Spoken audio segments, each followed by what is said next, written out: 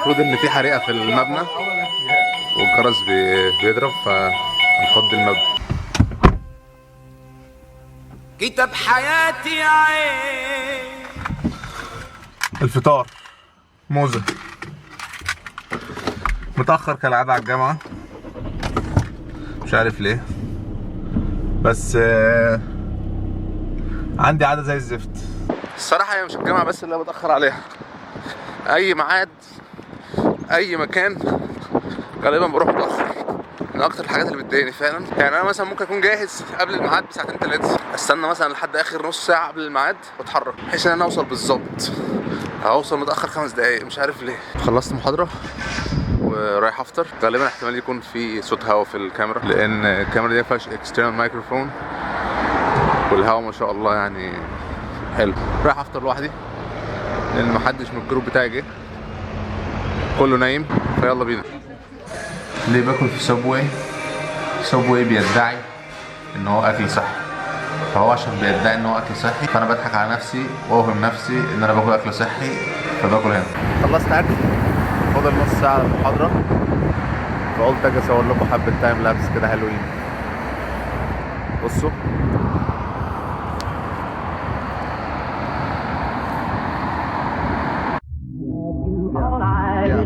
Yes, adore you all of the time.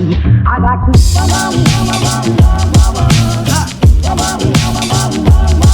I like to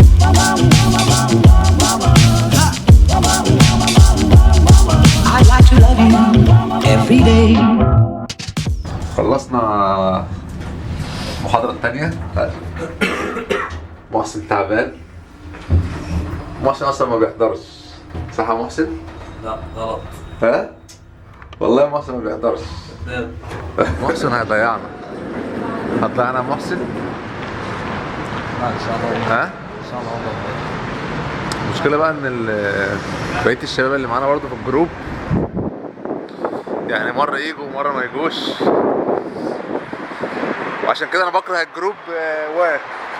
والله ما بحبش التيم واك. خلصت جامعة ووصلت الجيم، الروتين العادي اللي انتوا عارفينه، مفيش جديد. المفروض زي ما انتوا عارفين ان شاء الله الاسبوع الجاي عندي البرزنتيشن، فالمفروض ان احنا بكره نتقابل في الجامعه عشان نشوف هنعمل ايه في موضوع البرزنتيشن ده. المفروض ان احنا هنقعد مع بعض ونعمل برزنتيشن وكلام من ده، بس انا ما اعتقدش ان هم جاهزين. غالبا الاسبوع ده هيبقى اخر فرصه لينا ان احنا نبراكتس مع بعض البرزنتيشن قبل ما نقدمه الاسبوع الجاي، لان احنا نقدمه يوم الاثنين وان شاء الله تبقى حاجه كويسه باذن الله. مشكله الجروب ورك او التيم ورك في الجامعه بيبقى رخم شويه، لان كل واحد بيشتغل بسرعته هو وبطريقته هو، فبيبقى صعب ان انت تجمع كل الناس دي على طريقه واحده. في نفس الوقت في ناس ما بتبقاش مهتميه بالدراسه او في ناس مش فارقه معاها، فكل ده بيأثر على الجروب. زي ما قلت التيم ورك في الشغل غير التيم ورك في الجامعه. التيم ورك في الشغل بتبقى فيه اسس معينه ماشيين عليها، عارفين الدنيا ماشيه ازاي، في مانجرز، في تيم ليدرز، فبتبقى العمليه محكمه اكتر. لكن في الجامعه طبعا كل واحد مع نفسه، وعشان مفيش رقيب فالناس ما بتشتغلش كويس، خصوصا جزء ان مفيش رقيب دي. في ناس كتير عندها المشكله دي، لما يبقاش عندها حد بيراقب الشغل بتاعها اول باول وبيشوف وصلت لفين وايه اللي محتاج يتظبط والكلام ده كله، بتسرح وما بتخلصش الشغل او ما بتخلصوش في الديدلاين المحدد. فربنا يستر. هخش الجيم اتمرن وبعد كده اروح اذاكر واخلص المكتب، فغالبا كده اشوفكم بكره ان شاء الله. لا مش بكره، لسه النهارده. روحت البيت من الجيم، رجعت لقيت المدام مخلصه المكتب. المفروض كنت خلصت جزء منه وكان لسه فاضل جزء، فرجعت واتفاجئت الصراحه. جزاها الله خير، خلصت المكتب ورتبته. فتعالوا معايا بقى اوريكم الشكل النهائي.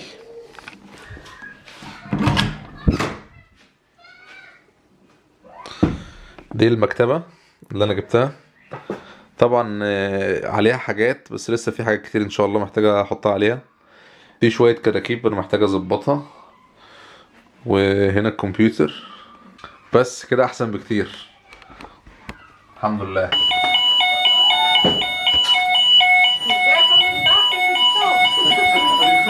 المفروض ان في حريقه في المبنى والجرس بيضرب فنفضي المبنى.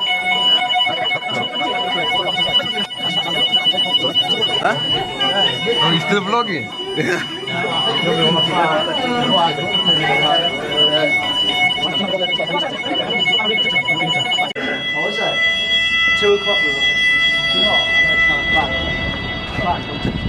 مش عارف البوليس هنا كمان، ربما ان هم بيفضوا المبنى.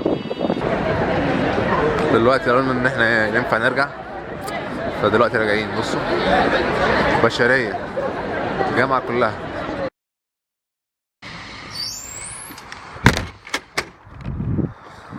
ايه الاخبار؟ دلوقتي انتوا المفروض هتشهدوا behind the scenes لفيديو ان شاء الله هينزل على الفيسبوك، غالبا هينزل بعد الفلوج ده، فهينزل الاسبوع ده باذن الله. ومعايا المساعد بتاعي ايان هيساعدني النهارده وشايل العده اهو، يلا بينا. ايان سايب التصوير وعمال يلعب، مش عارف انا جبته معايا ليه اساسا، عمال اعمل كل حاجه بنفسي. هي بقى دي المشكله لما يبقى عندك افكار ومحتاج تبقى ورا الكاميرا وقدام الكاميرا، فدي مشكله. انا شكلي هسيب الواد ده وامشي. باي يعني.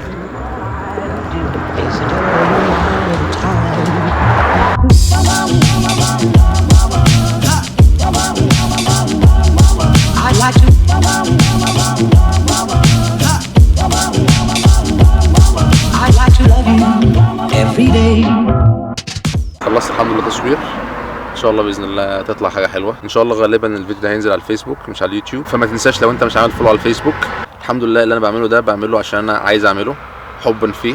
الوقت ده ما بعتبروش وقت بيضيع مني، بعتبره وقت بعمل فيه حاجه انا حاببها، وفي نفس الوقت بديها 100% عشان في الاخر يطلع محتوى يتشاف. ان شاء الله اشوفكم الجمعه الجايه.